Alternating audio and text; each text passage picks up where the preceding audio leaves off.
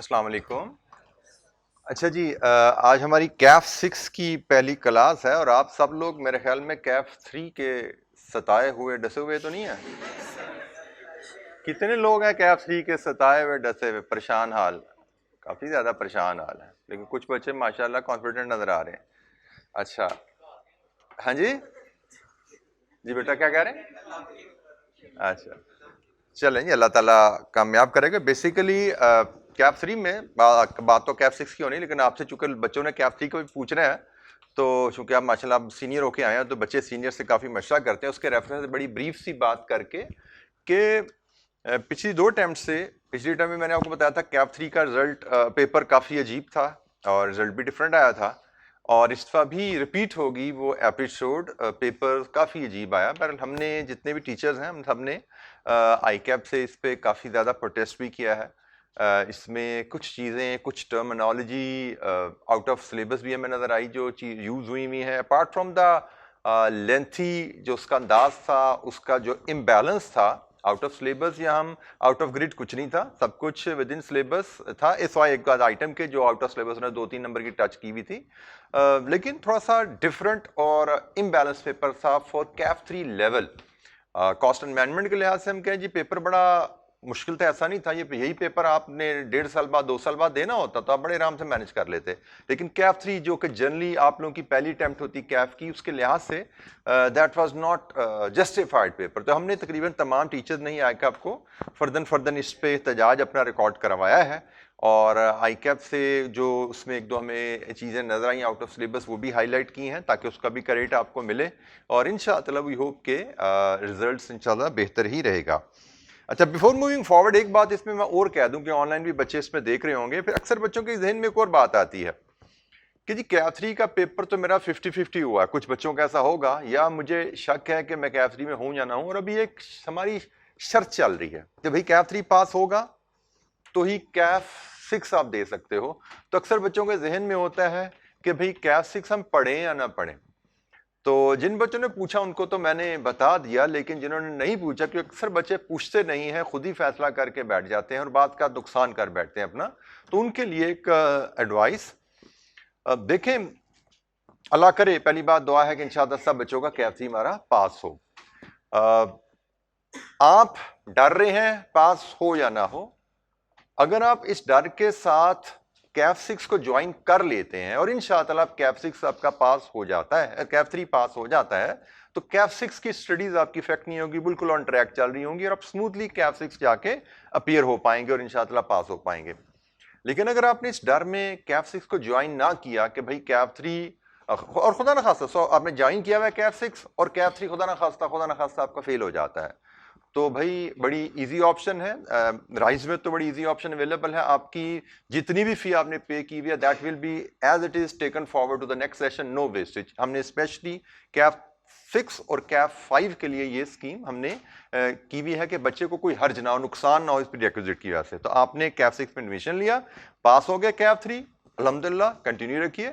खुदा ना खास्ता कैफ 3 में आपने कैफ 6 में एडमिशन लिया, कैफ 3 में कोई दिक्कत होगी तो आपका कोई नुकसान नहीं है। Just file an application with your result कि जी मेरा कैफ 3 फेल हो गया, जिसकी वजह से मैं कैफ 6 कंटिन्यू नहीं कर सकता एज पर आई के पॉलिसी। तो Rise will have no objection in transferring your fee to the next session without any deduction. ठीक है, तो ये आपके लिए फायदा ही फायदा है, मतलब नुकसान कोई नहीं है, फायदा जरूर है इसको ज्वाइन करने में। और अगर आप खुदा ना खास्ता ज्वाइन नहीं करते इस डर में कि भाई पता नहीं क्या बनेगा, और अल्लाह करे इंशाअल्लाह पास हो जाते हैं, तो अब रिजल्ट के बाद कैफ 6 को आप पढ़ना चाहो तो आपके कैफ 6 के पास होने के चांसेस डाउट में पड़ जाएंगे, क्योंकि टाइम बड़ा रिड्यूस हो जाएगा ना, 1.5-2 महीने गुजर चुके होते हैं, फिर उसमें सिलेबस को कवर करना, एग्जाम लेवल तक लेके जाना चैलेंजिंग हो जाता है। तो मुझे लगता है कि हर सूरत बच्चे को अगला पेपर वो कैफ 1 के बाद कैफ 5 है, कैफ 3 के बाद कैफ 6 है, जरूर ज्वाइन करना चाहिए। और खुदा ना खासा ऊंच नीच हो, पहली तो बात अच्छे गुमान के साथ, दुआ के साथ ज्वाइन करना चाहिए कि अल्लाह ताला कामयाबी दे आप लोगों को। लेकिन खुदा ना खास्ता को ऊंच नीच होती है, अल्लाह ताला को आजमाइश देता है, तो at least we will not be at the losing end, हमारा कोई नुकसान नहीं होगा हमारा। ठीक है, तो ये तो जनाब होगी कैफ 3 और कैफ 6 के रेफरेंस से बात। तो आज हम बात शुरू करने जा रहे हैं अपनी कैफ 6 पे कि Kaif 6 managerial and financial analysis है क्या। अच्छा, इस सब्जेक्ट को आईकैप के सिलेबस में 3 ग्रिड्स में बांटा गया है। आज का हमारा एजेंडा ही रहेगा कि हम अपने आप को फेमिलराइज करेंगे सब्जेक्ट के साथ और इस सब्जेक्ट की स्टडी अप्रोच क्या है। बाय द वे कभी आगे पास सेट्स भी आ जाएंगे। ये ग्रुप बी के आसान तरीन पेपर्स में से एक चल रहा है फिलहाल, keeping in view the results जो हम देखते हैं। पढ़ने में भी इंशाअल्लाह बहुत ज़्यादा चैलेंज नहीं रहेगा, सिर्फ आपको इसकी नब्ज पकड़नी है और बड़ी आसानी से इंशाअल्लाह चलेंगे। और रिजल्ट के हिसाब से एक टॉप का पेपर इस वक्त हमारा ग्रुप बी का शायद बेस्ट रिजल्ट्स ये पेपर हमें दे रहा है। अच्छा, ये आईकैप ने सिलेबस को 3 ग्रिड्स में बांटा हुआ है, जिसमें उसने टीचिंग आवर्स और वेटेज भी बताया हुआ है। एक ग्रिड है मैनेजरियल एनालिसिस, फिर है financial analysis and risk management और एक है बजटिंग। तो हम इस सिलेबस को 2 हिस्सों में, 2 मेजर हिस्सों में ले जाते हैं। एक हिस्सा ये मैनेजरियल है, ये टोटल थ्योरी है, और ये बी और सी जो है ये आपका आप कह लें कि फाइनेंस से रिलेटेड ही एरिया बनता है। बजटिंग को भी हम फाइनेंस में अगर कवर कर लें तो ये हमारा फाइनेंस का एरिया बनता है। ये टोटल थ्योरी है, जैसे आपने I2B में पढ़ी मे बी, उसी की आप समझिए एक्सटेंशन है। आगे चल के उसका लिंक भी मैं पिछले पेपर से सब्जेक्ट से बताता हूँ क्या है। ये पेपर जनाब हमने 2 टीचर्स मिलकर पढ़ाएंगे। जो ग्रेड ए है वो अशरफ रहमान साहब पढ़ा रहे होंगे और ग्रेड बी प्लस सी जो है वो मैं पढ़ा रहा हूँगा। ग्रेड ए आप देख सकते हैं वेटेज है 30 to 40, मतलब 30 to 40 वेटेज % ग्रेड ए की है, और ये बन गया जी 55 to 75% वेटेज हमारी ग्रेड बी की है। लेकिन एवरेज, ऑन एवरेज जो पेपर आता है 40% यहां से और 60% यहां से, ये एवरेज है जो हमें नजर आता है पिछले सिलेबस को देखते हुए। ये टोटल थ्योरी है जिसमें आपके डिफरेंट थ्योरेटिकल मॉडल्स हैं, उनकी एप्लीकेशन है बिजनेसेस पे, सिर्फ राइटिंग है यहाँ पे। और ये आपका तकरीबन आप कह सकते हैं कि 90% इसमें हमारा 95% तकरीबन न्यूमेरिकल होता है, 5% इसमें भी थ्योरी बास का लिखने को आ जाती है, बट मेनली ये न्यूमेरिकल पेपर ये एरिया होता है। ये 2 इंडिपेंडेंट सब्जेक्ट्स हैं, मतलब हमारे यहाँ पे इस कैफ 6 में इसको कंबाइन 2 सब्जेक्ट्स को कर दिया गया है। ये अदरवाइज ये मैनेजमेंट, बिजनेस मैनेजमेंट का सब्जेक्ट है, ये फाइनेंशियल मैनेजमेंट के सब्जेक्ट्स हैं। इन दोनों को मिला के एक पेपर बनाया गया है यूनिक सा। ये पेपर क्यों बनाया गया है, इसका लेडर यहां से हम आपको एक्सप्लेन करते हैं। आपने ये जी कैफ 6 है जो ग्रीन यहां से आपको नजर आ रहा है, जहां पे आप पहुंचे हैं। कैफ 6 का नॉलेज आपको कैसे मिल रहा है जी? आपने मैथमेटिक्स QM पढ़ा था PRC 2, वहां से आप कुछ नॉलेज लेके कैफ 3 में आए, और कैफ 3 के बाद अब लेडर में आपको कैफ 6 दिया गया। ऑल्दो कैफ 3 के सिर्फ 5 से 10% नॉलेज की एप्लीकेशन यहाँ पे आने वाली है, पूरा कैफ 3 इधर अप्लाई नहीं होने वाला। 5-10% ज्यादा एप्लीकेशन यहाँ पे हमें नहीं मिलेगी, ठीक है। लेकिन बहरहाल कनेक्शन है, आईकैप ने इसको लेडर में लगाया हुआ है, कैफ 3 के बाद कैफ 6 से लिंक बनाया हुआ है। तो मैथमेटिक्स पढ़ा, मैथमेटिक्स की कुछ स्किल्स यहाँ पे इस्तेमाल हुई और इसकी कुछ स्किल्स इस पेपर में आ रही हैं और आगे भी चलेंगी। और पीछे से आपने I2B PRC 5 आपने पढ़ा है, उसकी एक्सटेंशन है इसका जो मैनेजरियल पोर्शन है। फाइनेंशियल पोर्शन इधर से निकल के आ रहा है, मैनेजरियल पोर्शन आपकी इसकी एक्सटेंशन है। तो इन सब्जेक्ट्स की एक्सटेंशन में आप कैफ 6 पढ़ेंगे। अच्छा, कैफ 6 फिर आगे चल के CFAP के 2 सब्जेक्ट्स को लीड करता है। जो मैनेजरियल पोर्शन है, जो मैनेजरियल पोर्शन है वो आपका CFAP 3 में चला जाता है, और जो फाइनेंशियल पोर्शन है वो आपका CFAP 4 में चला जाता है। ये इंडिपेंडेंटली वहां पे 2 पूरे पेपर आपके बन जाते हैं। मैनेजरियल पोर्शन का CFAP 3 जिसका नाम है स्ट्रेटेजी डेवलपमेंट के ऊपर है, नाम तो इसका स्ट्रेटेजिक परफॉर्मेंस मेजरमेंट है, शायद SPM है इसका, लेकिन ये बिजनेस स्ट्रेटेजी है जो यहाँ पे पढ़नी है, उसकी एडवांस लेवल एप्लीकेशन है। और ये बिजनेस फाइनेंस डिसीजंस हैं, जो यहाँ पे फाइनेंस पढ़ेंगे उसकी बेतहाशा एडवांस डिस्कशन है। तकरीबन टॉपिक्स आप कहें कि यही टॉपिक सारे का सारे इधर जाएंगे, स्वाय एक आध कोई नया टॉपिक आ जाएगा। बाकी जो टॉपिक हमने फाइनेंस के यहाँ पढ़ने हैं उन्हीं को अपने काफी एडवांस लेवल पे जाके इधर पढ़ना है। और फिर ये दोबारा MSA 2 में जाके कंबाइन हो रहे हैं। MSA 2 आप लोगों का एक सब्जेक्ट मल्टी सब्जेक्ट असेसमेंट है, उसमें फिर ये दोनों टॉपिक्स सब्जेक्ट्स कंबाइन होके एक मल्टीपल पेपर आपका बनना है। तो आप कह सकते हैं कि MSA 2 की प्रैक्टिस तो नहीं मैं कहूंगा, क्योंकि MSA 2 में क्वेश्चन जो आएगा उसमें एक ही क्वेश्चन में दोनों सब्जेक्ट्स इकट्ठे होते हैं। हमारे यहाँ पे एक क्वेश्चन में दोनों सब्जेक्ट इकट्ठे नहीं है। मैनेजरियल के क्वेश्चन ज्यादा है, फाइनेंशियल के क्वेश्चन ज्यादा है। यहाँ पे दोनों सब्जेक्ट्स को मिला दिया जाता है एक ही सवाल में। उसी सवाल में मैनेजरियल की रिक्वायरमेंट्स भी होती हैं, उसी सवाल में फाइनेंशियल की रिक्वायरमेंट भी होती है। तो ये ज़रा advance level, high level challenging है। यहाँ पे पहुंचेंगे तो इसकी बात आपको बता दी जाएगी। फिलहाल ये जनाब हमारा लेडर है जिसमें ये पेपर हमारा फिट होता हमें नजर आ रहा है, CFAP 6 कैफ 6 का। अच्छा जी, आज जैसे मैंने कहा अशरफ साहब तो आपसे मिलेंगे। हमारा अच्छा टीचिंग का अंदाज क्या रहेगा?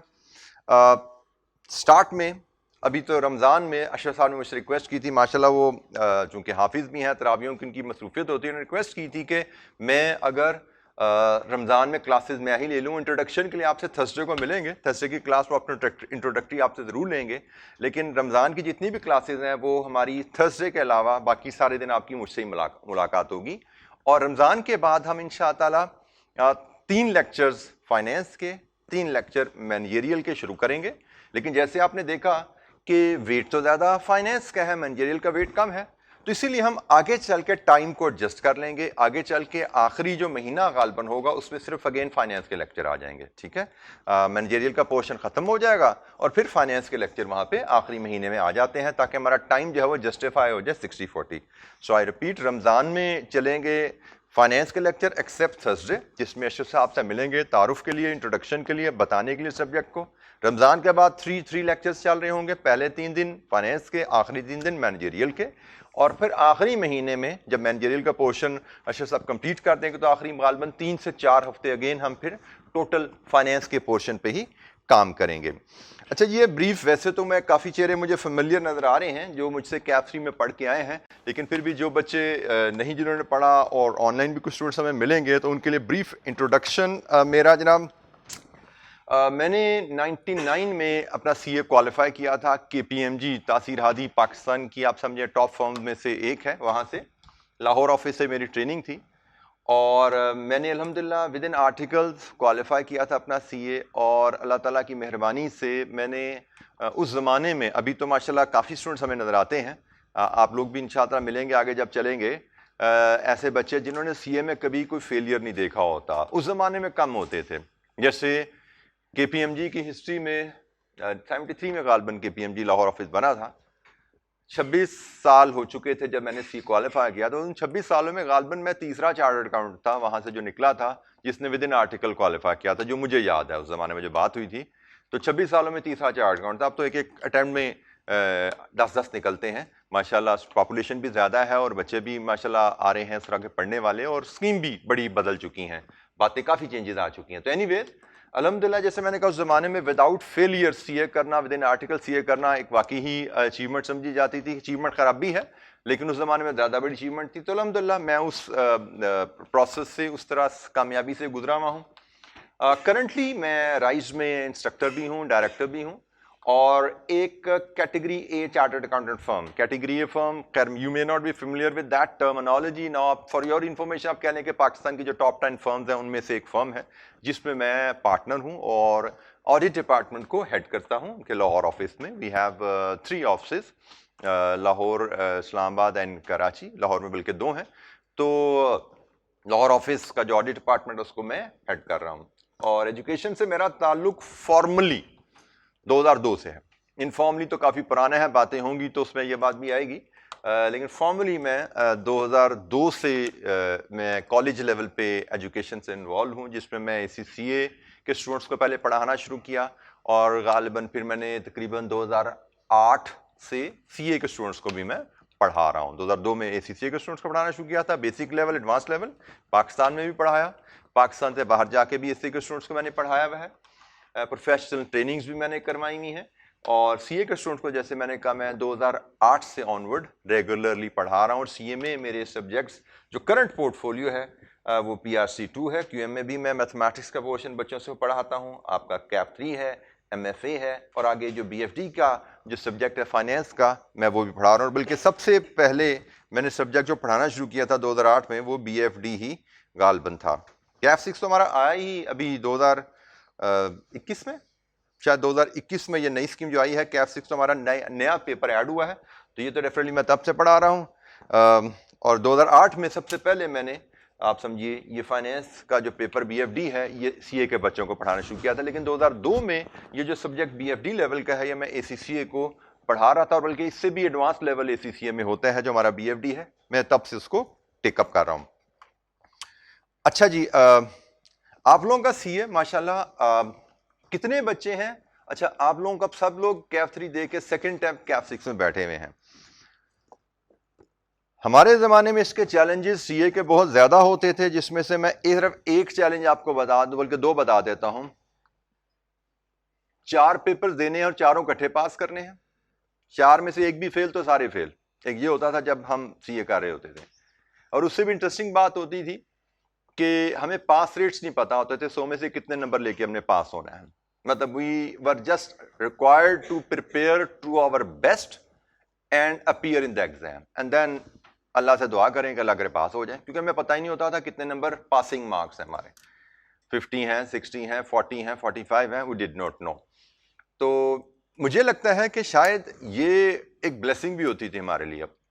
अब आप लोगों को पता होता है 50 नंबर है, तो you try to be calculative. Unfortunately इंसान है ना, इंसान जरा डंडी मारना चाहता है, तो कहता है बस इतनी मेहनत करो कि 50 आ जाए, और फिर मेहनत की होती 50 की और एक सवाल ऊपर नीचे हो गया तो फिर 50 के 45, 45 के 40 भी बास का बंदा गिर जाता है।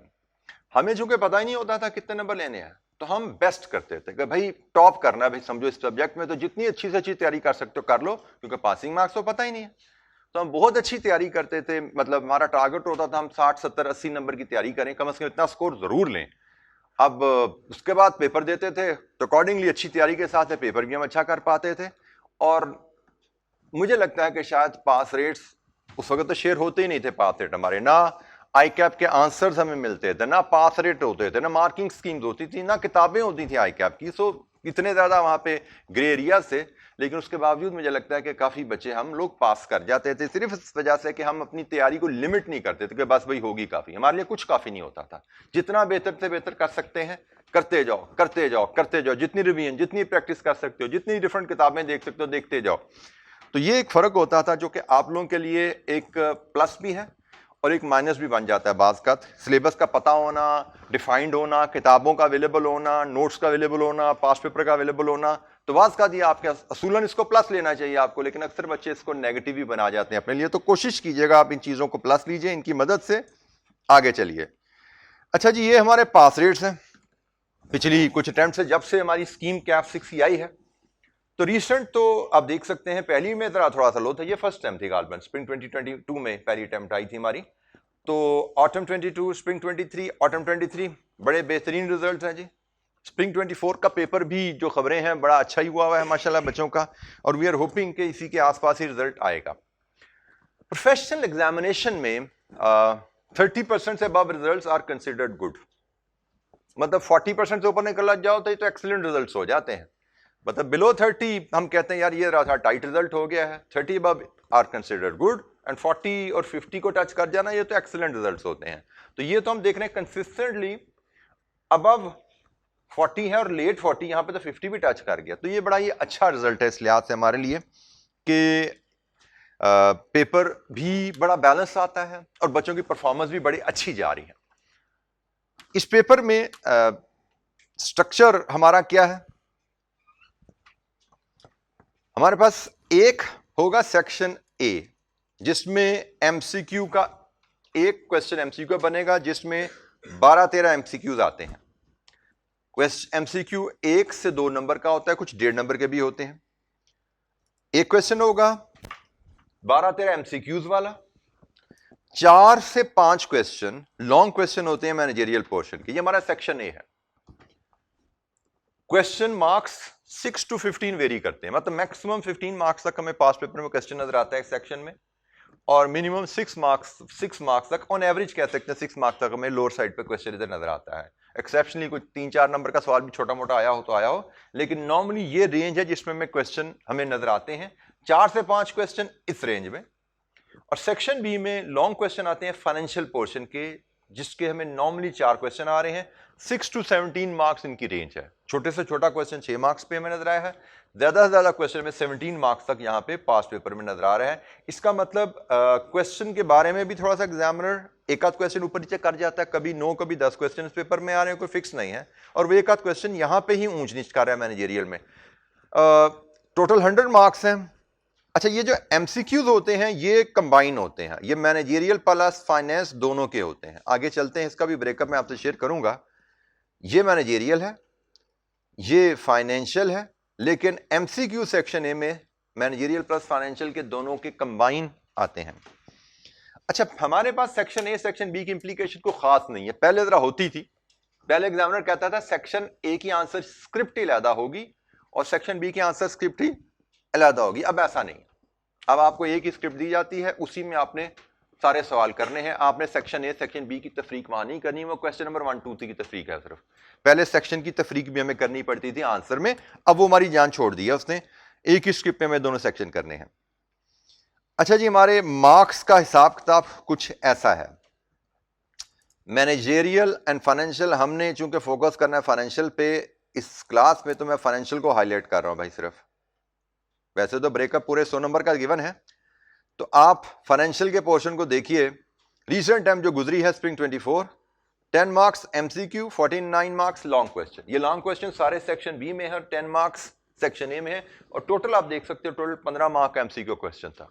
10 मार्क्स फाइनेंस के थे, 5 मैनेजरियल के थे। बहरहाल हमारे पास 10 एमसीक्यूज आए 10 नंबर के, 49 लॉन्ग क्वेश्चन है।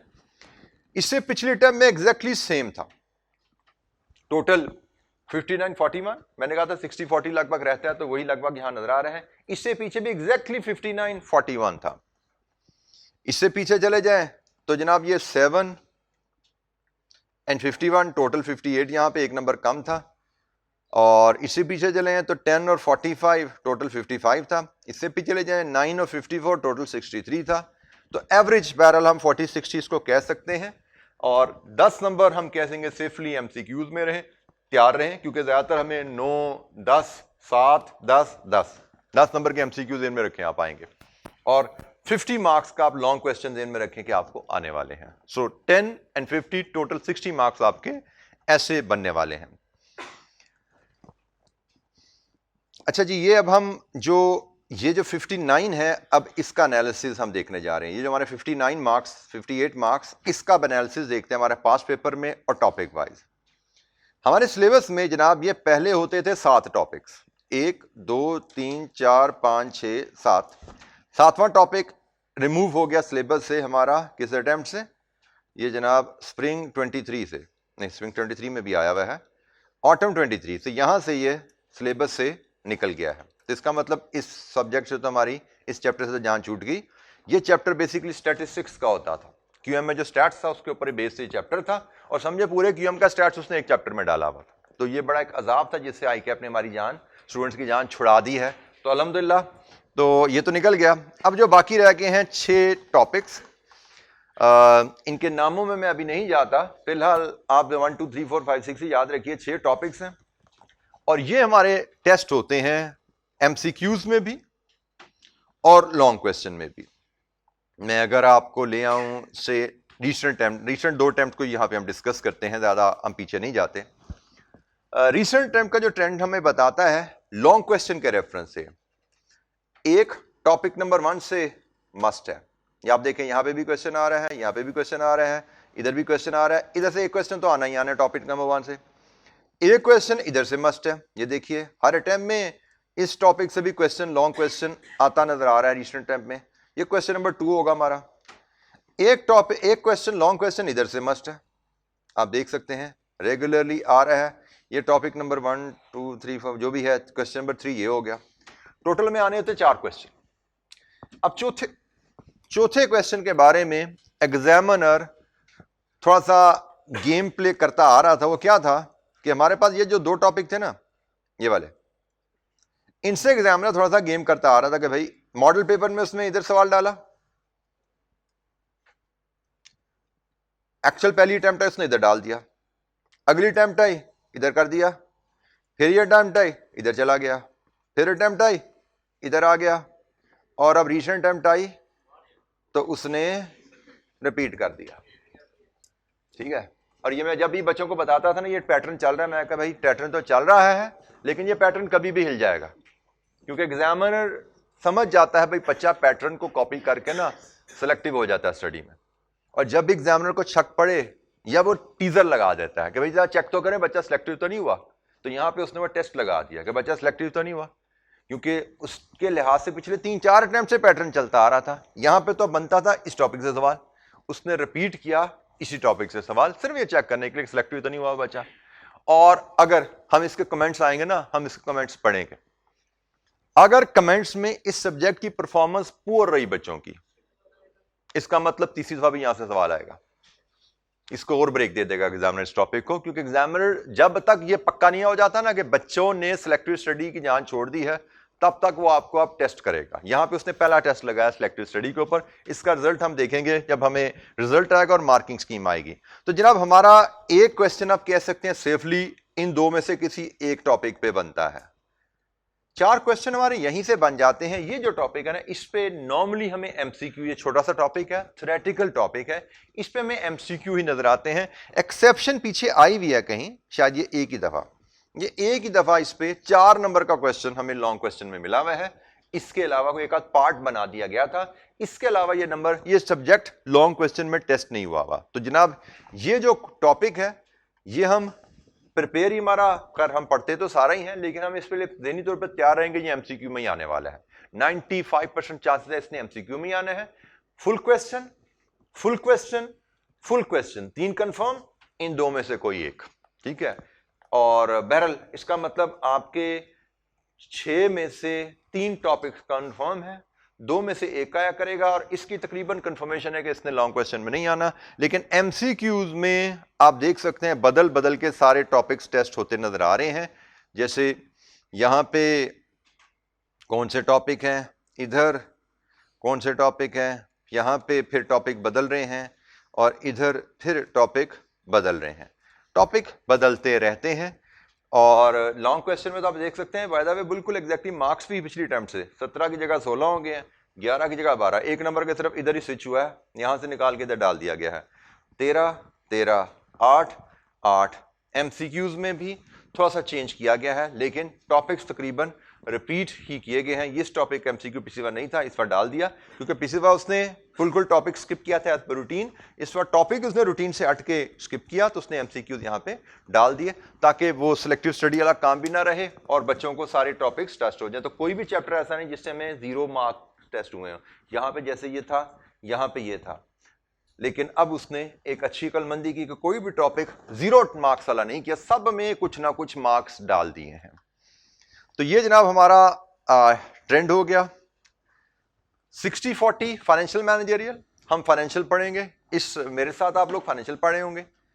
एमसीक्यूज एंड लॉन्ग क्वेश्चन दोनों आते हैं, 10 मार्क्स एमसीक्यूज, 50 मार्क्स के करीब लॉन्ग क्वेश्चन। लॉन्ग क्वेश्चन हमारे 4 क्वेश्चन सेक्शन बी के, एमसीक्यूज 10 मार्क्स में अब वो 8 डाले, 6 डाले, 7 डाले, ये एग्जामिनर के ऊपर है कितने एमसीक्यूज 10 नंबर के बनाएगा। तो 4 लॉन्ग क्वेश्चन सेक्शन बी के और एमसीक्यूज 10 मार्क्स के सेक्शन ए में आएंगे, वो हमारे तकरीबन रहेंगे फाइनेंस के एरिया से। जी एनी क्वेश्चन, किसी बच्चे के जहन में यहां तक जो बातें हुई हैं, हमारी क्लास मेरे साथ जो आपका इंटरेक्शन रहने वाला है वो फाइनेंशियल एनालिसिस के लिए रहने वाला है। जी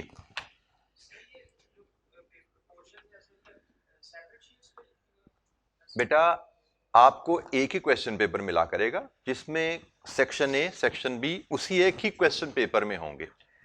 अटेम्प्ट करने के लिए आंसर शीट जो है, मैंने आपको बताया कि पहले जब ये स्कीम नहीं आई थी तब ये रिक्वायरमेंट थी कि सेक्शन ए की आंसर शीट अलहदा लीजिए, सेक्शन बी की आंसर शीट अलहदा लीजिए। पहले ये रिक्वायरमेंट थी, आपको सेक्शन ए सेक्शन बी 2 अलग-अलग कॉपियों पे करना होता था। अब ये रिक्वायरमेंट खत्म हो चुकी है, अब आपको एक ही आंसर शीट मिलेगी, आपने उसी पे पूरे पेपर को अटेम्प्ट करना है। बस आपने ख्याल रखना है कि वो आपको जो कैफरी में बता दिया गया था कि हर क्वेश्चन नए पेज से शुरू होना है, ठीक है, उसी के मुताबिक आप इसको प्रेजेंट करेंगे। आप सेक्शन ए का सवाल पहले करें, बी का करें, बी मिक्स करके करें, जैसे मर्जी करें, आपको एक ही शीट में दोनों सेक्शंस के आंसर प्रेजेंट करने, एक ही आंसर शीट होगी। अब जी एनी अदर क्वेश्चन, किसी बच्चे के ज़हन में यहां तक कोई सवाल?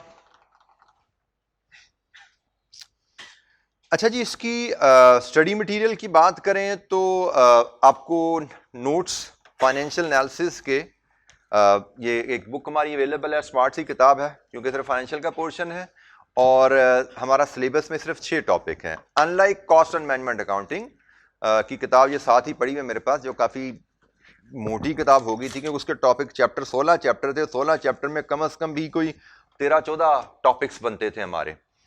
तो ये इस लिहाज से चूंकि फाइनेंशियल एनालिसिस में हमारे सिर्फ 6 टॉपिक्स हैं तो किताब भी हमारी स्मार्ट है। इसमें स्मार्ट होने की एक वजह इसकी और ये भी है कि इसमें बहुत एक्सेसिव पास्ट पेपर्स हमारे पास अवेलेबल नहीं है क्योंकि हमारी स्कीम आई अभी 2022 से है ना। कॉस्ट एंड मैनेजमेंट अकाउंटिंग में तो जब से मतलब पता नहीं कितने डेकेड से चल रहा वो सब्जेक्ट, तो हमारे पास पास्ट पेपर काफी ज्यादा अवेलेबल थे, उसमें प्रैक्टिस मटेरियल भी बहुत ज्यादा था। इसमें प्रैक्टिस मटेरियल आईकैप की तरफ से पास्ट पेपर की सूरत में कम है, लेकिन मैंने अपनी तरफ से कुछ ACCS से और कुछ दूसरी बॉडी से क्वेश्चन उठा के इसमें कुछ एड अप किए हुए हैं क्वेश्चन। इंशाअल्लाह सफिशिएंट क्वेश्चन है पेपर की डेप्थ को देखते हुए इंशाअल्लाह, और हमें जो बच्चों की परफॉर्मेंस रही है अभी तक पेपर्स में उसके लिहाज से कोई हमें कमी फील होती नहीं है कि जो हमारे इस बुक में जो क्वेश्चंस हैं वो कम हो। कैफ 3 के मुकाबले में जैसे आपने पढ़ा, मैं फिर बोल रहा हूँ, वहाँ पे एक एक चैप्टर पर 30-30 सवाल भी बात कर निकल जाते थे। यहाँ पे ऐसा नहीं होने वाला क्योंकि यहाँ पे टोटल अटेम्प्ट ही 4-5 हुई हैं, तो कुछ क्वेश्चन हमने ऐड जरूर किए हैं, लेकिन स्टिल मैं फिर कह रहा हूँ कि सफिशिएंट है हमारे लिए। इस किताब से बाहर जाने की इंशाअल्लाह हमें जरूरत नहीं पड़ने वाली, इस सब्जेक्ट में काफी होगी। हाँ, एहतियातन आपको मैं जैसे मैंने कैफ 3 में भी कहा था, यहाँ पे भी कहता हूँ कि आईकैप की टेक्स्ट बुक भी सॉफ्ट फॉर्म में अपने पास डाउनलोड करके रख लिया करो। बात को ऐसा सवाल कोई मिल जाता है जो हमारी किताब में शामिल नहीं, वहां से मिल जाए कर लो। बात किसी टॉपिक को आपको पढ़ने को दिल करता है, किसी चैप्टर की रीडिंग को दिल करता है, इस चैप्टर की तैयारी रिवीजन प्रैक्टिस की अप्रोच सारी वही है जो हमने कैफ 3 में सीखी थी। I will give you a quick recap of that. हमें इसकी तैयारी, learning, revision, practice, same approach जो हमने कैफ 3 में सीखी थी, जो मैनेजमेंट अकाउंटिंग की अप्रोच थी, वही अप्रोच यहां पे हमारी तकरीबन चलेगी, कोई डेविएशन नहीं होने वाली। इसके बारे में मैंने आपको बताया हुआ जी, हमारी जो अप्रोच रहती है, रीडिंग इज अ मस्ट। किताब की रीडिंग बहुत जरूरी है। पेपर हमारा जैसे मैंने कहा तकरीबन 60 नंबर सारे का सारा न्यूमेरिकल ही होगा। 2-3 नंबर जो आ रहे हैं हमारा एक टॉपिक थ्योरी का है। कौन से वाला? टॉपिक नंबर 2, ये थ्योरी का टॉपिक है, ठीक है जी। ये 95% थ्योरी है, 2-4% इसमें न्यूमेरिकल आ जाता है, 95% थ्योरी है। लेकिन इसमें हमें MCQs ही आते हैं, हमें इसमें MCQs ही आते हैं। हमें सॉरी लॉन्ग क्वेश्चन में जरूर आया हुआ, मॉडल पेपर में, पास पेपर में भी एक 4 नंबर का सवाल जरूर आया हुआ है, लेकिन रिसेंट ट्रेंड में एग्जामिनर ने इसको MCQ तक महदूद कर दिया है। तो थ्योरी तो हमने तैयार करनी ही करनी है उस चैप्टर की, लेकिन मैंने आपको अदरवाइज बताया कि न्यूमेरिकल की तैयारी के लिए भी रीडिंग बहुत जरूरी होती है। अगर आप रीडिंग अच्छी करते हैं तो रीडिंग से ही न्यूमेरिकल के असूल आप सीखते हो। न्यूमेरिकल के असूलों को रीडिंग से सीख के क्वेश्चन पे अप्लाई करना, वही काम यहां पे होने वाला है जैसे हमने कैफ 3 में किया था। यहां पे हमारे चैप्टर पूरे 6 हैं जो कि हमारे 4 महीने तकरीबन कोर्स चलने हैं, उसमें हमने कवर करने हैं। तो एक एक चैप्टर पे, जैसे हमारा पहला चैप्टर है कैपिटल इन्वेस्टमेंट अप्रेजल का, वो सबसे लेंथी हमारा चैप्टर है। मे बी मैं कहता हूँ महीना 1.5 महीना हमारा उस पर लग जाना है शायद, क्योंकि क्लासें भी तो 3 हो रही होंगी ना, शायद से हमारा महीना उस पर लग जाना है। अब होता क्या, इस चैप्टर के डिफरेंट एस्पेक्ट्स हुआ करेंगे। अगर आपने कोई एक आध क्लास खुदा ना खास्ता बीच में मिस की और या आपने रिवीजन में कमजोर हो गए, उस टॉपिक की ग्रिप छोड़ दी, तो ये ध्यान में रखिएगा कंफर्म सवाल है इस टॉपिक से, और इस टॉपिक के कॉन्सेप्ट्स ने अगले चैप्टर्स में भी अप्लाई होना है, यूज होना है।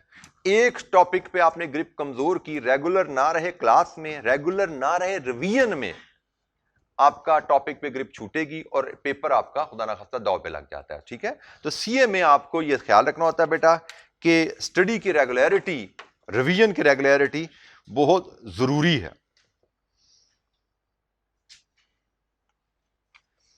रिवीजन बार बार करनी पड़ेगी, उसका आपको मौका आपको दिया जाएगा वीकली टेस्ट के थ्रू, असेसमेंट के थ्रू, टर्म टेस्ट के थ्रू। जो बच्चा रेगुलर रहेगा इन एक्टिविटीज में, उसका पेपर ऑटोमेटिकली प्रिपेयर रहेगा। बेशक कम एफर्ट कर पा रहे हो, लेकिन टूटी फूटी एफर्ट के साथ भी आप अगर इन एक्टिविटीज में पार्टिसिपेट करते रहेंगे तो इंशाअल्लाह आप ग्रेजुअली अपनी सक्सेस की तरफ चलते रहेंगे। प्रैक्टिसिंग अनसीन क्वेश्चन, इस पे भी हम बात करते हैं। और मैंने आपको अहमियत का एहसास दिलाया हुआ है कैफ 3 में भी बच्चों को कभी मार्किंग की को भी देखना है, एग्जामिनर कमेंट्स को भी देखते रहना है, जो कि आपके लिए हमने नोट्स में शामिल किए हुए हैं। उसके लिए आपको अलग से किताब या मटेरियल नहीं देखना। पास्ट पेपर्स भी हमारी किताब में अवेलेबल हैं, रिसेंट अटेम्प्ट के अलावा मार्किंग की भी अवेलेबल हैं और एग्जामिनर कमेंट्स भी अवेलेबल हैं। इनको जरूर आपने देखते रहना है। मैं इनकी सिग्निफिकेंस, इनकी यूटिलाइजेशन आपको कैफ 3 में बहुत ज्यादा हाईलाइट कर चुका हूं। अभी भी चल के मैं ब्रीफली इन पे बात कर लूंगा आपसे। क्वेश्चन के रेफरेंस से एक तो अनसीन क्वेश्चन करने का तरीका आपको जो मैं रिकमेंड करता हूं कि आपने जब भी पास पेपर क्वेश्चन करने हैं घर पे प्रैक्टिस करते हुए कभी भी सोल्यूशन की मदद से नहीं करने। मैं रिपीट कर रहा हूं, जैसे कुछ बच्चे जो कैफ 3 पढ़ के आए, they are familiar with this technique, लेकिन जिन्होंने कैफ 3 मुझसे नहीं पढ़ा, they may not be well aware of this methodology. मैं उनकी गाइडेंस के लिए इस चीज को रिपीट कर रहा हूं, तो काइंडली जिन्होंने सुनी हुई बातें वो भी जरा दोबारा सुन लें कि क्वेश्चन हमें ज़हन में रखनी है बात। एग्जाम में जो क्वेश्चन आना है वो अनसीन क्वेश्चन आना है। अनसीन क्वेश्चन करने के लिए हमारे जहन को प्रैक्टिस होनी चाहिए अनसीन क्वेश्चन अटेम्प्ट करने के लिए। एग्जाम में हमारे पास सोल्यूशन अवेलेबल नहीं होता, इसलिए हमें प्रैक्टिस होनी चाहिए सोल्यूशन के बगैर सवाल अटेम्प्ट करने की। ज्यादातर बच्चे हम पास पेपर क्वेश्चन करते हुए क्वेश्चन पढ़ते हैं, सोल्यूशन देख लेते हैं और उसके मुताबिक सवाल हल कर लेते हैं। This is not recommended at all, क्योंकि इस तरीके से आप क्वेश्चन को पढ़ने की रीडिंग पावर बेहतर नहीं कर पाते, क्वेश्चन को समझने की एबिलिटी अपनी स्ट्रांग नहीं कर पाते। और सबसे अहम बात, क्वेश्चन की प्लानिंग कैसे की जाती है, क्वेश्चन को शुरू कहां से करना है, खत्म कहां से करना है, फॉर्मेट क्या होना चाहिए, ये सारी चीजें आप सोच नहीं पाते। आपने सिर्फ एग्जामिनर का सॉल्यूशन देखा और उसके मुताबिक सॉल्यूशन बना दिया, अपने दिमाग को आपने इस्तेमाल नहीं किया बहुत से प्रोसेसेस में जो कि एग्जामिनेशन में आपके टेस्ट होने। एग्जामिनेशन में आपकी क्वेश्चन रीडिंग स्किल टेस्ट होनी है, क्वेश्चन को पढ़ के समझ आता है। एग्जामिनेशन में आपकी क्वेश्चन की प्लानिंग स्किल टेस्ट होनी है, क्वेश्चन को पढ़ के क्या आप इसका आंसर प्लान कर पाते हो, किन फार्मूलाज की मदद से, किन स्टेप्स की मदद से सवाल हल होना है, क्या आप ये फैसला कर पाते हो। और फिर उसकी टाइम मैनेजमेंट है, क्या एलोकेटेड टाइम में आप सवाल का आंसर कंप्लीट कर पाते हो। जब आप घर पे इन स्किल्स को टेस्ट नहीं करते, प्रैक्टिस नहीं करते, तो एग्जामिनेशन में भी आपकी परफॉर्मेंस इन स्किल्स के अगेंस्ट कमजोर पड़ जाती है और आपके लिए पास होना मुश्किल हो जाता है। तो न्यूमेरिकल पेपर्स के लिहाज से याद रखिएगा, कोई भी न्यूमेरिकल पेपर हो उसकी प्रैक्टिस क्वेश्चंस करते हुए आपने ये ख्याल रखना है कि हम आंसर की मदद के बगैर सवाल हल किया करेंगे। और उसमें आगे मार्किंग स्कीम पे जाएंगे, उसमें मैं आपको वैल्यूएट मजीद कर दूंगा। लेकिन एक इशू जो में आता है, हमें कुछ ना कुछ स्टेप्स हमें नहीं आ रहे होते, तो जो वर्किंग हम परफॉर्म नहीं कर पाते, हम उन वर्किंग की वैल्यूज को अज्यूम करके सवाल को कंप्लीट करते हैं। ये एक सबसे अहम आदत है जो आपको अपनानी है। हमें घर पे प्रैक्टिस करते हुए परफेक्ट सोल्यूशन करने की आदत नहीं डालनी कि हमें आता भी नहीं है और हम आंसर देके परफेक्ट सोल्यूशन करें, यह आदत हमें बिल्कुल नहीं डालनी। अगर हमें आता है सवाल, हम परफेक्ट करें, बड़ी अच्छी बात है। लेकिन अगर हमें सवाल नहीं आ रहा, किसी स्टेप में हम फंस रहे हैं, तो हमने वो स्टेप की वैल्यू को अज्यूम करके सवाल कंप्लीट करने की प्रैक्टिस करनी है विद अजम्पशंस। ठीक है जी, ये एक की हैबिट है जो आपको अडॉप्ट करनी है। सवाल में एग्जामिनेशन के हिसाब से हम बात जो करते हैं कि जो चीज़ आपको समझ नहीं आती उसकी अजम्पशन लीजिए बगैर टाइम ज़ाया किए, क्योंकि एग्जामिनेशन में हमारे पास मार्किंग की अंडरस्टैंडिंग बड़ी ज़रूरी होती है। अब ये देखिए, एक मार्किंग की जो मैं आपको कह रहा हूँ, देखिए एग्जाम में तो अवेलेबल नहीं है, लेकिन आपको जब सोल्यूशन आता है उसमें ये दी जाती है। अब ये सवाल हमारा है चैप्टर नंबर 1 से ही शायद। यूजिंग नेट प्रेजेंट वैल्यू, इस टर्म से आप फेमिलियर हैं वैसे। Recommend whether CWL should set up kiosk, 15 number. 15 number का सवाल है, लेकिन इसके स्टेप्स देखिए, 1 2 3 4 5 6 7 8 9 10 11 12 13 स्टेप्स में ये 15 नंबर पूरे होते हैं। मार्किंग स्कीम मैंने आपको पिछली स्लाइड पे कहा कि आप जब पास पेपर कर रहे हैं, पेपर्स करने के बाद उसकी मार्क, पेपर जब कर लिया ना आपने, सवाल पूरा कर लिया, उसका आंसर देखिए जाके, क्या गलतियां हुई वहां से सीखिए, उसकी मार्किंग स्कीम जाके जरूर देखा करें, एग्जामिनर कमेंट्स जाके जरूर पढ़ा करें। मार्किंग स्कीम आपको बताती है, कॉन्फिडेंस देती है कि भाई स्टेप वाइज मार्क्स हैं। और स्टेप वाइज मार्क्स, जैसे पहला स्टेप है भाई यहां पे वैल्यू डालनी है, इस हेडिंग में आपने अगर सही वैल्यू डाल दी 0.5, गलत वैल्यू डाली या ना डाल पाए तो 0। यहां पे आपने सही वैल्यू डाल दी तो 1.5 नंबर, ना डाल पाए तो 0। उसने कहा यूजिंग एनपीवी जवाब दीजिए। असल में तो उसने पूछा यस या नो बताओ, ऐसा ही है ना, लेकिन यस या नो के नंबर कितने हैं? 0.5। रिकमेंडेशन के सिर्फ 0.5 है, लेकिन रिकमेंडेशन तक पहुंचने में 12 स्टेप्स इससे पहले हैं। अब होता क्या है कि आपसे अगर कोई स्टेप, फॉर एग्जांपल ये एक वैल्यू है, इसकी ट्रीटमेंट आपको समझ नहीं आ रही। हमारे बच्चे क्या करते हैं, भाई अगर ये मैं ट्रीटमेंट ठीक नहीं करूंगा तो मेरा आंसर गलत हो जाएगा। यहां पे जो स्टेप वाइज मार्किंग आपको समझाती है कि आंसर कुछ नहीं होता, हर स्टेप के अपने नंबर हैं। आंसर तो अगर ये सारे स्टेप्स ठीक होंगे फिर आंसर ठीक आएगा ना, तो फिर तो 15/15 आ जाएंगे।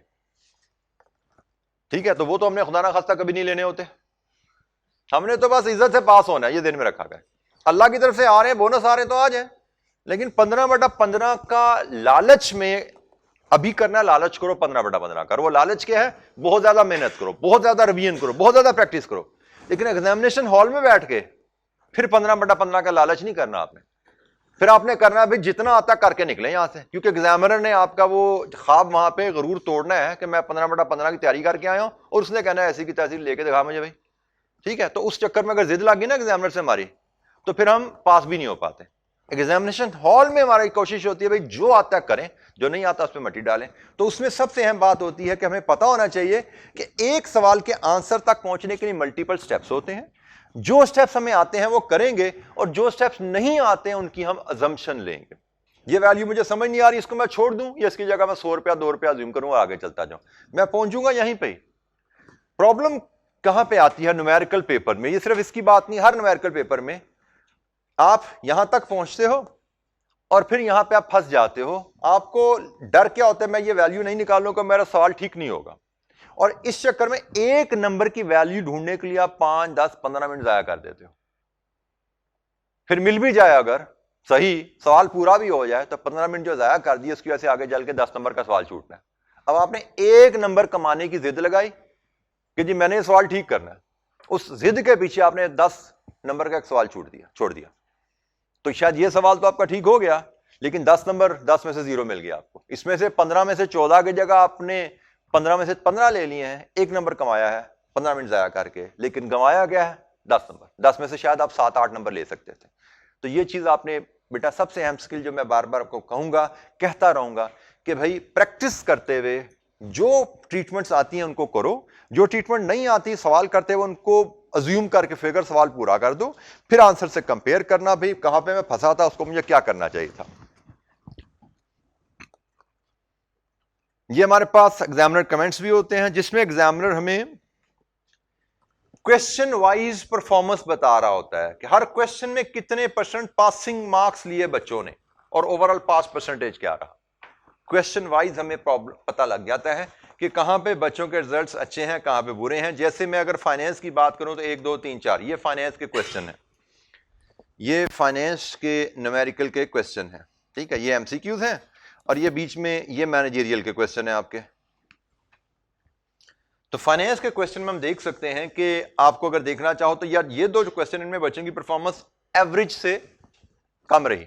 इन 2 में बहुत अच्छी रही, इन 2 में कम रही, कम भी, लेकिन इतनी बुरी नहीं है। लेकिन एटलीस्ट यू नो कि भाई ये 2 क्वेश्चन जो है ये चैलेंजिंग बच्चों के लिए ऑन एवरेज रहे। इनके कमेंट्स जाके पढ़ लो, इनमें बच्चों को मसला क्या हुआ।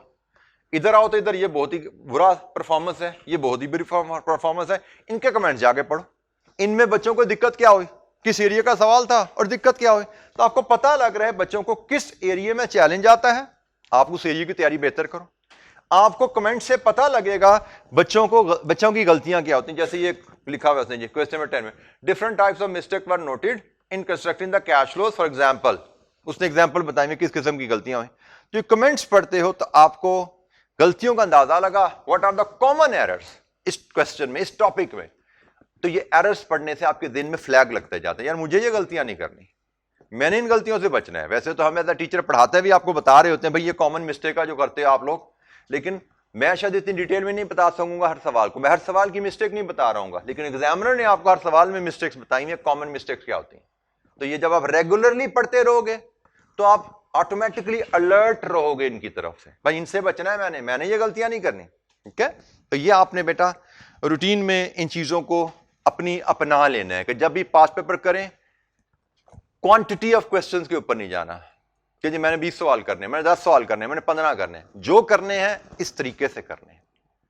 अटेम्प्ट करने का तरीका, उसकी मार्किंग स्कीम को देखना, उसके एग्जामिनर कमेंट्स को पढ़ना, ये सब करने के बाद आप समझिए कि हाँ भी अब मैंने सवाल से कुछ सीखा। क्योंकि हमने सवाल फॉर द सेक ऑफ गिनती नहीं करने, हमने सवाल लर्निंग के लिए करने, कुछ सीखने के लिए करने हैं कि हम उनसे वो तमाम चीजें सीखें जो आगे हमारे एग्जामिनेशन में हमारे काम आनी है। एग्जामिनेशन में जो चीजें काम आनी है उन्हीं पे हमें तवज्जो देनी है। जी, एनी क्वेश्चन, किसी बच्चे के ज़हन में कोई सवाल जनाब? आज का जैसे मैंने कहा हमारा एजेंडा यही है कि हमने अपनी डायरेक्शन को सेट करना है, डूज एंड डोंट्स के ऊपर फैसला करना है और सब्जेक्ट से तारुफ लेके इंशाअल्लाह हमारी कल से रेगुलर स्टडी स्टार्ट हो रही होगी। जो सवाल हो किसी बच्चे के ज़हन में रखिएगा, कोई बात आपको मेरी समझ ना आए, कोई बात मेरे से आपका डिसएग्रीमेंट हो, you must ask a question कि ये बात समझ नहीं आई, ये इशू हमें आ रहा है, या पढ़ते हुए या एडवाइस में, अदरवाइज गाइडलाइन के ऊपर, टेक्निक्स के ऊपर किसी जगह चैलेंज हो बेटा जरूर पूछेगा, क्लियर करके बात को चलना है हमने। हाँ जी, कोई सवाल? जी बेटा। बेटा ये सिर्फ फाइनेंस की किताब है, फाइनेंस के जो 6 टॉपिक्स हैं उसकी किताब है। मैनेजरियल की जो कहानी है वो अशरफ साहब आपको मिलेंगे थर्सडे को इंशाअल्लाह, he will give you the guidance इंशाअल्लाह कि वो आपने मैनेजरियल का पोर्शन को आपने कैसे कवर करना है। ठीक है, ये सिर्फ फाइनेंस के जो 6 हमारे चैप्टर्स हैं ये उनके ऊपर बुक है। बिल्कुल 6 चैप्टर्स हैं और 7वें में फिर हमने एक पास पेपर, ऑटम 23 का पास पेपर और 8वें नंबर पे इसमें प्रेजेंट वैल्यू टेबल्स लगे हुए हैं। प्रेजेंट वैल्यू टेबल से फेमिलियर है ना कि नहीं? फेमिलियर है जी। जी, कोई और सवाल किसी बच्चे के ज़हन में?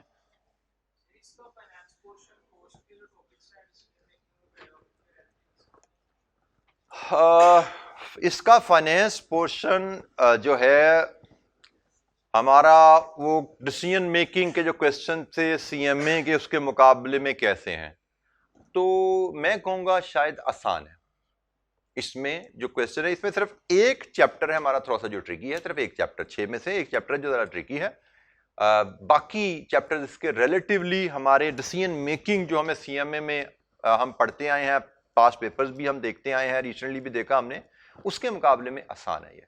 आपको फिर वो देखना, ये जो पास मैंने एक पेपर ही दिखाया ना आपको, इस तरह के बाकी भी जाके देखोगे तो जनरली परफॉर्मेंस इंशाअल्लाह हमें ऐसी ही नजर आती है, परफॉर्मेंस हमारी बेहतर ही है वहां पे, तो आसान है, रिलेटिवली आसान है। 100 एक चैप्टर के, वो उस चैप्टर में भी वो चैप्टर में भी चैलेंज हमें क्या आता है, वो चैप्टर हमारा रिस्क मैनेजमेंट का, हम पढ़ रहे होते हैं टुवर्ड्स एंड ही जाके, हम सेकंड लास्ट चैप्टर में उसको पढ़ाता हूं, उसमें चैलेंज आता है सिर्फ पढ़ने में, सवाल उसके भी मुश्किल नहीं होते।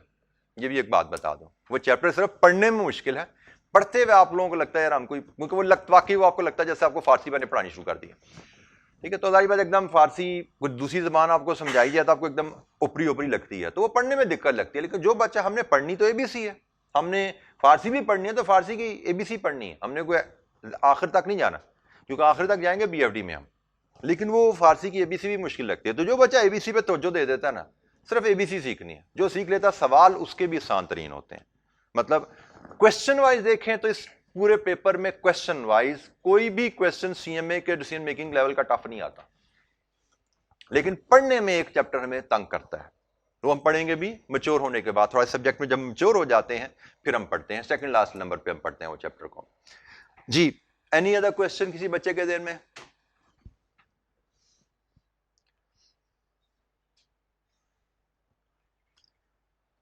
अच्छा जी, एग्जामिनर की बातें, एग्जामिनेशन स्ट्रेटजी की बातें तो सारी सेम ही हैं, इसमें कोई नई बात नहीं होने वाली। मैं क्विकली फिर जैसे मैं कैप्सरी वाली बातें ही हैं सारी रिपीट ही हैं, सिर्फ मैं अगेन वही बात, जो बच्चे नए हैं उनके लिए,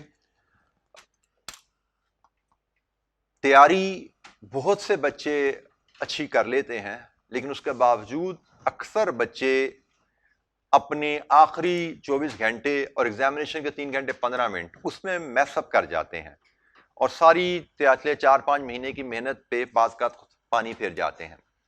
तो ये चीज़ बेटा जहन में रखना है कि आपने तैयारी किस लिए कर रहे हो, क्लासों में क्यों आ रहे हो, रिवीजन टेस्ट क्यों दे रहे हो, पेपर पास करने के लिए। इट इज़ जस्ट लाइक, मैं इसको एक मिसाल देता होता हूं कि जो आपके 5 महीने की तैयारी होनी है, it is like gathering ammunition, और 3 घंटे 15 minute is like fighting battle. जंग लड़नी है। आपने असला इकट्ठा किया लेकिन जंग लड़ने की स्ट्रैटेजी अच्छी नहीं है, आपने अपने वॉर बैटलफील्ड को नहीं पढ़ा हुआ, आपने अपने एनिमी को स्टडी नहीं किया, मतलब एग्जामिनर कमेंट्स आप नहीं देखे हुए, मार्किंग स्कीम से आप फेमिलियर नहीं हो, ठीक है, आपने उन चीजों को नहीं पढ़ा देखा जाना, जितना मर्जी इसला इकट्ठा कर लो, आप वॉर स्ट्रेटजी के बगैर, दुश्मन को जाने बगैर जंग नहीं जीती जाती, ठीक है। और फिर उससे भी हट के बात, अगर आप ताजा दम नहीं हो, सिपाही ताजा दम नहीं है तो जंग नहीं लड़ सकता। सिपाही ने कुछ खाया पिया नहीं है, जिसम में एनर्जी नहीं है, जंग नहीं लड़ सकता। तो ये छोटी छोटी बहुत सी बातें होती हैं जिन पे हम बच्चे तवज्जो नहीं देते। हम समझते हैं हमने 5 महीने जो कर लिया, जितनी मेहनत 5 महीने में की है, एज इट इज जाके ये 3 घंटे 15 मिनट में खुद ब खुद ट्रांसलेट हो जाएगी आंसर शीट पे। ऐसा नहीं होता। हमें 5 महीने की मेहनत को 3 घंटे 15 मिनट में आंसर शीट पे ट्रांसलेट करने के लिए भी खुद ही मेहनत करनी है, क्योंकि एग्जामिनर को आपके 5 महीने की मेहनत का नहीं पता। उसको पता है भाई आंसर शीट आई है मिस्टर ए मिस बी की तरफ से, उसमें जो लिखा हुआ है उस पर उसने जज करना है आपको। हमने रिपीटेडली कई दफा ऐसे बच्चे मिलते हैं, आप में से भी कोई हो सकता है, अभी नहीं है तो आगे जाके खुदा ना खासा बन जाए, जिसमें से एक बच्चा कहता है कि जी मैंने अपने दोस्त को सारा सब्जेक्ट पढ़ाया था, देखिए सर आई कैप ने कितनी ज्यादती की है, मैं फेल हो गया वो पास हो गया। ऐसा होता है, बड़ा कॉमनली होता है सीए के बच्चों में कि 2 दोस्त बैठ के पढ़ते हैं, एक पढ़ाने वाला दूसरा पढ़ने वाला। जिसको पढ़ाया गया, जिस बच्चे को सिखाया गया वो पास हो गया, और जिस बच्चे ने सिखाया था वो फेल हो गया। अब उसकी वजह सिर्फ एक है, आखिरी 3 घंटे 15 मिनट की मार पड़ गई।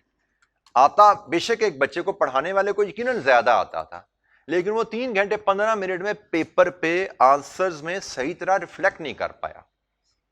शायद वो फ्रेश माइंड में नहीं था, शायद वो क्वेश्चन पे तवज्जो नहीं दे रहा था एग्जामिनेशन हॉल में, वो क्वेश्चन को प्रॉपर्ली रीड किए बगैर रश थ्रू करना चाहता आंसर में, कॉन्फिडेंस की वजह से मुझे तो सब कुछ आता है, तो क्वेश्चन ये तो देखा हुआ सवाल है, ये वैसा सवाल, ये तो उस जैसा सवाल, ये फलाने सवाल जैसा, तो फटाफट करने की कोशिश कर रहा था। उसने बहुत ज्यादा गलतियां कर दी। लेकिन दूसरा बच्चा जिसने सीखा था वो डरा हुआ था, ज्यादा मोहतात था, वो एक एक सवाल को कई कई दफा पढ़ के कर रहा था, तो उसने गलतियां उस चक्कर में कम की।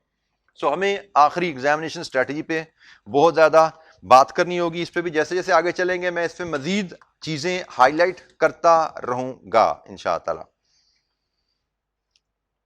लेकिन की इसमें फिर भी यही रहेगी, 2 अगर मैं बातें करूं, बल्कि 2-3 बातें कंप्लीट करके, एक, इस पेपर में you must plan a good night sleep, क्योंकि ये भी डिसीजन मेकिंग है, कम से कम 7-8 घंटे की नींद के साथ जाना है। दूसरा, एग्जामिनेशन डे पे generally I don't recommend revision, although मैंने कुछ ऐसे टीचर्स देखे हैं जो कहते हैं भी सुबह उठो 9 बजे पेपर है, 7 बजे उठ के रिवीजन शुरू कर दो, सवाल करते करते करते एग्जामिनेशन हॉल में एंटर हो। I don't recommend that. मैं कहता हूं कि आप जहन को अपना ताज़ा रखो, फ्रेश रखो, ताकि एग्जामिनेशन हॉल में जाके आप फर्स्ट टाइम अपने जहन को इस्तेमाल करना शुरू कीजिए। तीसरी चीज़, फूड अच्छा लेके जाइए ताकि दिमाग में एनर्जी हो, दिमाग में फूड जाएगा, वो दिमाग का फूड जो है दिमाग का फ्यूल है, वो फ्यूल मिलेगा तो वो काम करता है। अक्सर बच्चे नींद ना होने की वजह से एग्जाम में 1-1.5 घंटे बाद फेंट हो जाते हैं, दिमाग उनका बंद हो जाता है काम करना। फूड इनटेक मुनासिब, नाश्ता ठीक ना करने की वजह से दिमाग की एफिशिएंसी प्रोसेसिंग स्लो होती है। तो ये दोनों प्रॉब्लम होती है, आपकी सारी 5 महीने की मेहनत पे पानी फिर जाता है। अगर आप रात को सोए नहीं हो, आप नाश्ता नहीं अच्छा करके गए, तो आपकी 5 महीने की मेहनत पे 1-1.5 घंटा आप काम कर पाते हो, 2 घंटे काम कर पाते हो, आखिरी घंटा 1.5 आपका जाया हो जाता है। दिमाग आपका काम करना, प्रोसेस करना, एफिशिएंटली काम करना बंद कर देता है।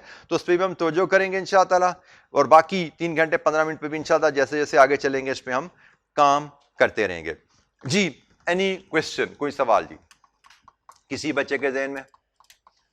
अच्छा जी, आज के लिए इतना ही इंट्रोडक्टरी लेवल डिस्कशन थी हमारी। इंशाअल्लाह हम कल मिलेंगे, तो कल हम अपनी डिस्कशन शुरू करेंगे चैप्टर नंबर 1 से, जो कि हमारा है इंट्रोडक्शन टू प्रोजेक्ट अप्रेजल। और ये चैप्टर कोई, ये टॉपिक कोई नया नहीं है, पीआरसी में आपने पढ़ा होता है, पीआरसी में आपने एनपीवी आईआरआर पढ़ा हुआ ना, तो समझे ये बेसिक, ये वही बेसिक टूल्स हमने यहाँ पे लेके चलने हैं। उसके अलावा कुछ आ जाएगा तो वो भी देख लेंगे, बट प्राइमरली जो टॉपिक आपको वो बताया गया था कि भाई आपने किसी प्रोजेक्ट में इन्वेस्टमेंट करनी है तो उसका फैसला कैसे किया जाए, एनपीवी मेथड से, आईआरआर मेथड से। ये दो मेथड आपने जो कैलकुलेशन पढ़ी हुई है, उन्हीं बेसिक मेथड्स को लेके, उसी बेसिक कॉन्सेप्ट को लेके हमने बिल्ड ऑन करना है इस चैप्टर के लिए। तो इंशाअल्लाह कल हम इस चैप्टर पे डिस्कशन स्टार्ट करेंगे। पास्ट पेपर एनालिसिस हम इसका देख चुके हैं। इस चैप्टर से हमें नॉर्मली लॉन्ग क्वेश्चन ही आता है, 16 marks, 17 marks, 15 marks, 12 marks, 15 marks. एक दफा सिर्फ गलती से एमसीक्यू एग्जामिनर ने दिया हुआ है 1 नंबर का स्प्रिंग 23 में, नॉर्मली एक ही लॉन्ग क्वेश्चन, और वो सबसे बड़ा सवाल यहां से आता है। ठीक है, ये लॉन्गेस्ट क्वेश्चन है।